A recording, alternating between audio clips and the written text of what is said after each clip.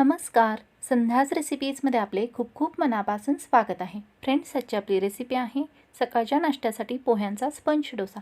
चला तर मग फ्रेंड्स, रेसिपीला सुरुवात करूयात. सर्वात प्रथम पोह्यांचा स्पंज डोसा बनवण्यासाठी इथे मी घेतले आहेत 1 वाटी पोहे. याचे वजनी प्रमाण म्हणाल तर 100 ग्रॅम इतके आहे. सर्व पोहे आधी मी चाळणीने चाळून नंतर निवडून घेतलेले आहेत. तर कांदे पोहे बनवण्यासाठी आपण जे जाड पोहे वापरतो तेच पोहे इथे मी स्पंज डोसा बनवण्यासाठी घेतले आहेत. तर याच पोह्यांपासून आज आपण सकाळच्या नाश्त्यासाठी झटकीपट तयार होणारा पोह्यांचा स्पंज डोसा बनवणार आहोत. तर ही रेसिपी कशा प्रकारे बनवली जाते हे पाहण्यासाठी तुम्ही हा व्हिडिओ शेवटपर्यंत जरूर पहा. तर सर्वात प्रथम आधी हे घेतलेले पोहे मी 2 ते 3 पाण्याने इथे स्वच्छ अशी धुवून घेत आहे. कारण हे पोहे जे आहेत यामध्ये स्टार्चचे प्रमाण असते. तसेच हे मार्केटमधून विकत आणल्यामुळे बराच वेळ हाताळले गेलेले असतात. तर हेच पोहे स्वच्छ होण्यासाठी तसेच स्टार्चचे प्रमाण कमी व्हावे यासाठी हे पोहे इथे मी 2 ते 3 पाण्याने स्वच्छ असे धुवून घेतले आहेत. पोहे धुवून घेतल्यानंतर आता या पोह्यांमध्ये ॲड केला आहे 1 वाटी रवा. तर इथे मी जाड रवा ॲड केला आहे. तुम्ही जाड किंवा बारीक रवा कोणताही घेऊ शकता.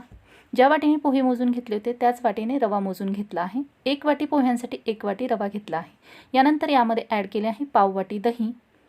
दही ॲड केल्यानंतर आता हे दही जे आहे ते या रव्यामध्ये व पोह्यांमध्ये व्यवस्थित असे मिक्स करून घेत आहे. सर्व दही रव्यामध्ये व पोह्यांमध्ये मिक्स करून घेतल्यानंतर आता हे मिश्रण जे आहे ते मी 5 मिनिटे झाकून ठेवत आहे, जेणेकरून हे दही जे आहे या रव्यामध्ये व पोह्यामध्ये मुरले जाईल व रवाही आपला इथे भिजला जाईल. 5 मिनिटांनंतर तुम्ही पाहू शकता रवा पोहे याचे मिश्रण जे आहे ते अशा प्रकारे इथे मऊसूत भिजून तयार आहे. आता हे मऊसूत भिजलेले जे मिश्रण आहे याचे आपल्याला डोशांसाठीचे बॅटर तयार करून घ्यायचे आहे. डोशांचे बॅटर तयार करण्यासाठी मिक्सरच्या पॉटमध्ये ॲड केले आहे भिजवून घेतलेला रवा तसेच पोहे. यामध्ये ॲड करत आहे पाव कप पाणी. पाणी ॲड करून इथे मी मिक्सरमध्ये अशा प्रकारे डोशांचे एकदम फाईन म्हणजेच बारीक असे बॅटर तयार करून घेतले आहे. यामध्ये एकही गुठळी राहता कामा नये. थोडे थोडे करून इथे मी सर्व मिश्रणाचे जे आहे ते डोशाचे बॅटर तयार करून घेतले आहे. जर तुमच्याकडे मिक्सरचे पॉट मोठे असेल तर तुम्ही एकाच वेळेस हे बॅटर जे आहे ते तयार करून घेऊ शकता. तर इथे पाहू शकता अशा प्रकारे डोशांसाठीचे बॅटर जे आहे ते मी तयार करून घेतले आहे. हे डोशाचे बॅटर तयार करण्यासाठी इथे मी जो ग्लास दाखवला आहे या ग्लासने म्हणाल तर पूर्ण 1 ग्लास इतके पाणी लागले आहे. वाटीने मोजाल तर ज्या वाटीने आपण पोहे घेतले होते त्याच वाटीने मोजले तर 2.5 वाट्या इतके पाणी लागले आहे. डोशाचे बॅटर इथे तयार आहे. यामध्ये ॲड केले आहे चवीनुसार मीठ. ॲड केलेले मीठ या बॅटरमध्ये व्यवस्थित असे इथे मी मिक्स करून घेत आहे. तर फ्रेंड्स, आज आपण बनवत आहोत पोह्यांचा स्पंज डोसा. तर हा डोसा तुम्ही सकाळच्या नाश्त्यासाठी मुलांच्या टिफिनसाठी बनवू शकता. मीठ व्यवस्थित असे मिक्स केल्यानंतर यामध्ये ॲड केला आहे 2 चिमूट खाण्याचा सोडा. ॲड केलेला सोडा जो आहे तो या बॅटरमध्ये मिक्स करून घेत आहे. सोडा मिक्स करताना हे बॅटर जे आहे ते एकाच दिशेने अशा प्रकारे फेटून घ्यायचे आहे. जोपर्यंत हाताला हे बॅटर हलके लागत नाही तोपर्यंत हे बॅटर इथे फेटून घ्यायचे आहे. अशा प्रकारे बॅटर फेटून घेतल्यामुळे डोशाला जाळी जी आहे ती एकदम छान अशी तयार होते. बॅटर इथे मी फेटून घेतले आहे. बॅटरची कन्सिस्टन्सी पाहू शकता अशा प्रकारे ठेवली आहे. जास्त पातळ जर हे बॅटर तयार केले तर बॅटर जे आहे ते तव्याला चिकटले जाते. बॅटर योग्य प्रमाणामध्ये तयार झाले आहे हे चेक करायचे असेल तर अशा प्रकारे पळीवरती एक बोटाने रेष ओढायची. ही रेष जी आहे ती एकमेकांना चिकटली गेली नाही, म्हणजेच आपले डोशाचे बॅटर जे आहे ते योग्य प्रमाणात तयार झाले अशी समजायचे. डोशाचे बॅटर जे आहे ते इथे पूर्णपणे तयार आहे. आता आपण लगेचच याचे डोसे तयार करायला घेऊयात. डोसे तयार करण्यासाठी इथे मी गॅस चालू करून तवा गरम करण्यास ठेवला होता. तवा गरम झाला आहे. याला मी ऑइलने ग्रेस करून घेतले आहे.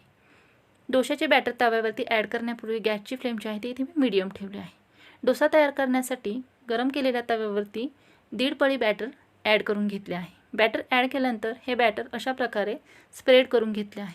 तर आज आपण स्पंज डोसा बनवत आहोत. तो हा स्पंज डोसा जो आहे तो एकदम पातळ किंवा जास्त जाड असा नसतो, मध्यम जाड असा असतो. त्यासाठी इथे मी अशा प्रकारे हा डोसा मध्यम जाडसर असा स्प्रेड करून घेतला आहे. डोशाची वरची बाजू पूर्णपणे सुकली गेली की याच्या बाजूने इथे मी तेल सोडून घेतले आहे. तसेच वरच्या बाजूनेही तेल सोडून घेतले आहे. तेल सोडल्यानंतर आता लगेचच इथे मी डोशाच्या कडा ज्या आहेत त्या सोडून घेत आहे. तर इथे तुम्ही पाहू शकता डोशाच्या कडा ज्या आहेत त्या अलगद अशा सहजरित्या सुटल्या गेल्या आहेत.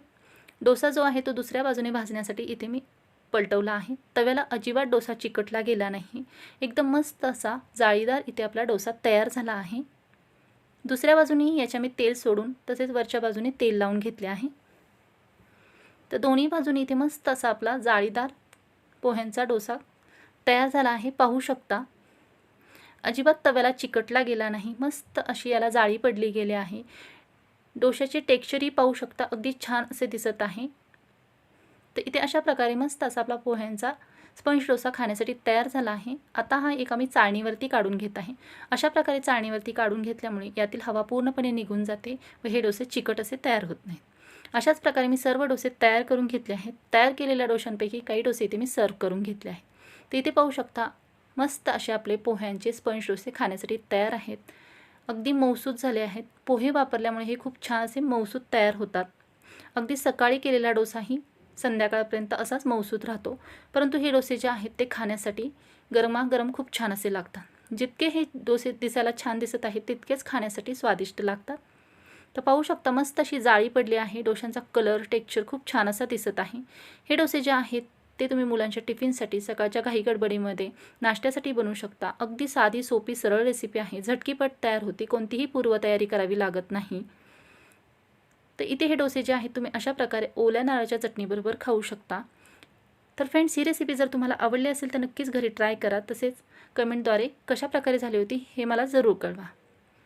तर फ्रेंड्स, रेसिपी आवडली असेल तर नक्कीच लाईक, शेअर, सबस्क्राईब करा. तसेच चॅनलवर नवीन असाल तर जरूर बेल आयकॉन प्रेस करा. या रेसिपीसाठी लागणाऱ्या सर्व साहित्यांची यादी डिस्क्रिप्शन बॉक्समध्ये दिली आहे, तिथे जाऊन तुम्ही चेक करू शकता. तर फ्रेंड्स, तुम्हाला आणखीन कोणकोणत्या रेसिपीज पाहायला आवडतील हेही मला कमेंटद्वारे कळवा.